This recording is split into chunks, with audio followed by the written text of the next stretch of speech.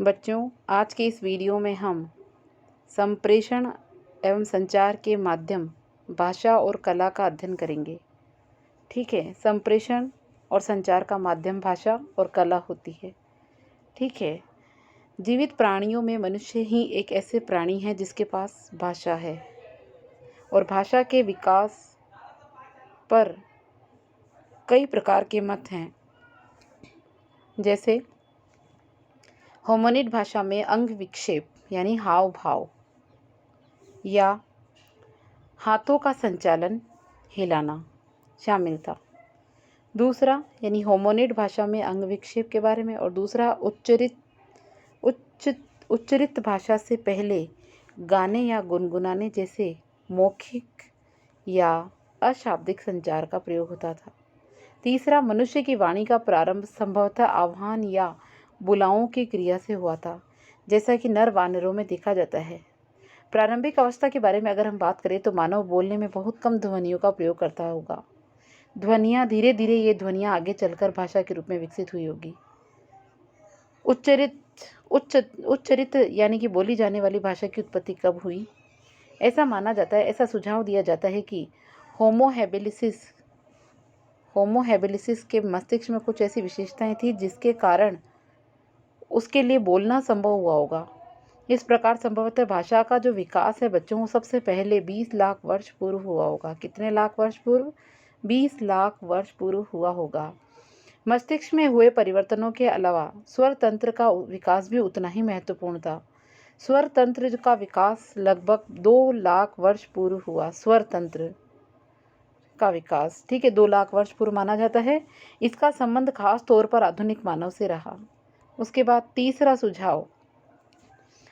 सुझाव ये है कि भाषा और कला के साथ लगभग 40,000 और 35,000 साल पहले विकसित हुई है भाषा। उच्चतरित भाषा का विकास कला के साथ घनिष्ठ रूप से जुड़ा हुआ है, क्योंकि दोनों ही संप्रेषण यानी अभिव्यक्ति का माध्यम है, भाषा और कला। ठीक है, फिर आप नीचे एक चित्र दिया हुआ है, उसको देखिए।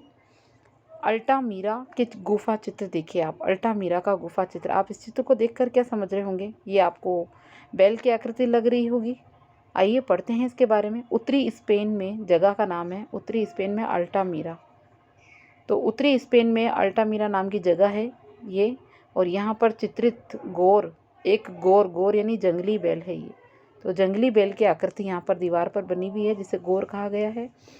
और उत्तरी कहाँ पर है? उत्तरी स्पेन की बात हो रही है। तो अल्टामीरा उत्तरी स्पेन में एक गुफा स्थल है, वहाँ पर एक बेल का चित्र बनाया गया जिसे गोर कहते हैं। अल्टामीरा की गुफा की छत पर बनी हुई चित्रकारियाँ, तो आप छत पर बनी हुई जो चित्रकारी है उस चित्रकारी को आप देख सकते हैं। और चित्रकारियों की ओर मार्सिलिनो सेज दी सेतुओला का ध्यान उसकी बेटी मारिया द्वारा नवंबर 1879 में दिलाया गया था। मार्सिलोना एक स्थानीय भूस्वामी और शौकीन पुरातत्वविद थे। उनकी नन्ही सी लड़की गुफा में इधर उधर दौड़ और खेल रही थी, जबकि उसके पिता गुफा के फर्श की खुदाई कर रहे थे। अचानक मारिया की नज़र छत पर बनी हुई चित्रकारियों पर पड़ी और वो तुरंत चिल्ला उठी, पापा देखो बैल। एक बार तो पिता ने बेटी की बात को हंसी में उड़ा दिया, पर तुरंत ही उन्हें ये एहसास हुआ कि छत पर सचमुच कुछ चित्रकारियाँ बनी हुई हैं, जिनमें रंग की बजाय किसी प्रकार की लेई यानी पेस्ट का इस्तेमाल किया गया है।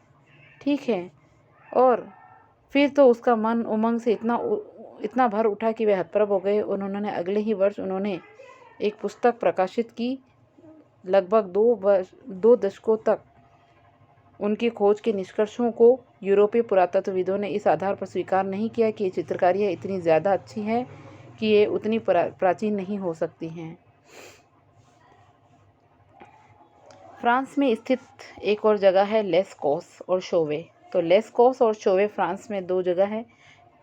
ये तो अपन ने पढ़ी थी अल्टामीरा की गुफा उत्तरी स्पेन में, और अब हम फ्रांस में लेस्कोस और शोवे नाम की गुफाओं का अध्ययन कर रहे हैं। स्पेन में अल्टामीरा की गुफा जानवरों की सैकड़ों चित्रकारियाँ यहाँ पर पाई गई है, जो 30,000 से 12,000 साल पहले के बीच में कभी बनाई गई होगी।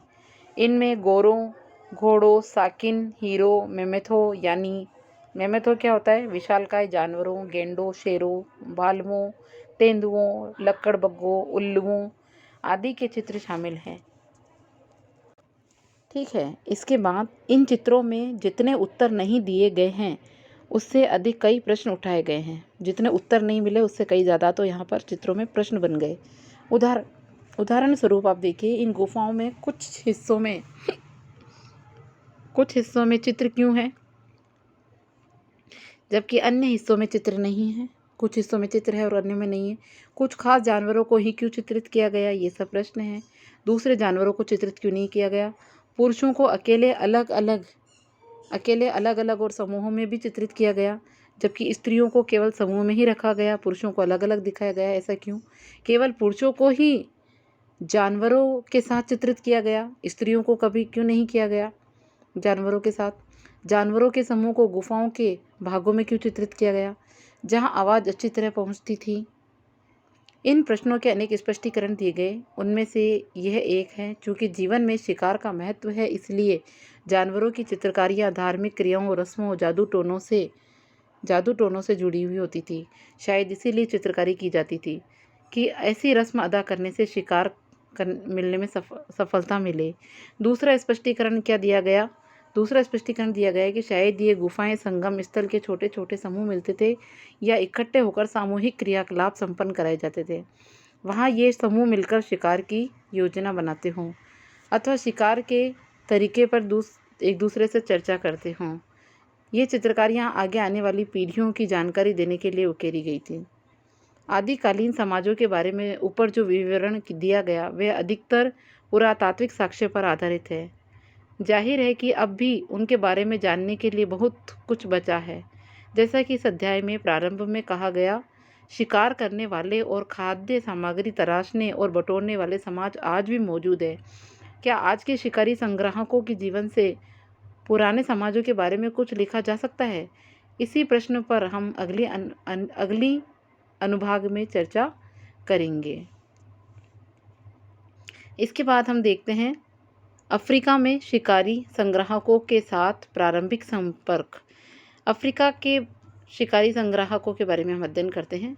शुरू में संग्राहक मतलब शिकारी, ठीक है। शिकारी संग्राहक यानी चीज़ों को इकट्ठा करने वाले।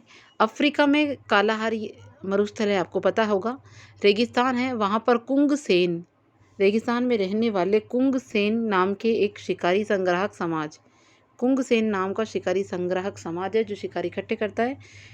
इनके साथ 1870 में एक अफ्रीकी पशुचारक जो पशुओं को चराते हैं समूह के एक सदस्य का पहली बार संपर्क हुआ। अफ्रीकी पशुचारक समूह के सदस्य का इनके साथ संपर्क हुआ, कुंगसेन के साथ।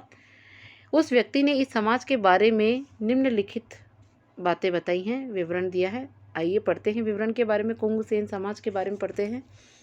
अफ्रीका के कालाहारी रेगिस्तान में रहते हैं ये लोग, और पहली बार एक अफ्रीकी पशुचारक समूह के एक सदस्य के बारे में संपर्क हुआ है।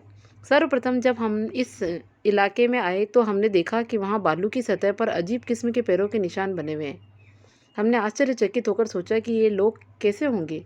ये लोग हमसे बहुत घबराते थे और जब कभी हम इनके आसपास जाते तो ये भागकर कहीं छिप जाते थे।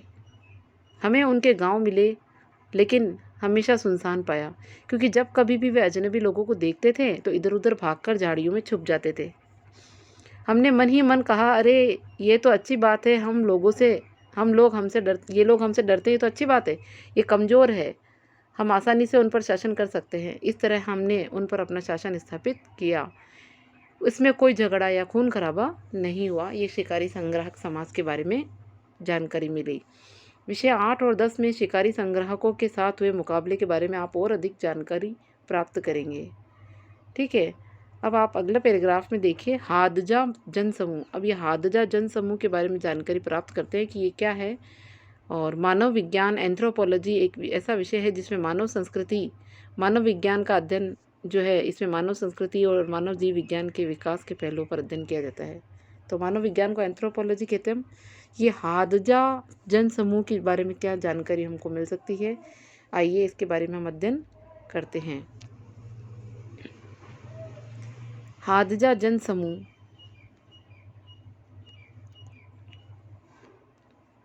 देखिए इसके बारे में पढ़ते हैं हम।